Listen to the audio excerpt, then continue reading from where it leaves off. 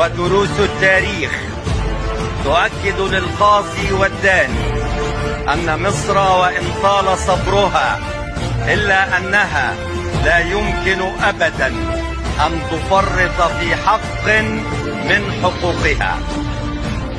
احنا مش هنسيب سينا، احنا مش هنسيب سينا لحد. يا تبقى سينا بتاعت المصريين يا نموت. ده بمنتهى الوضوح كده، عيش في وسطينا بفكرك، انت حر، اعتقد ما شئت، انت حر، لكن اوعى تخلي اعتقادك ده يتحول لتدمير الدولة دي. نحن لن نسمح لك، مش بالكلام، مش بالكلام، مش بالكلام.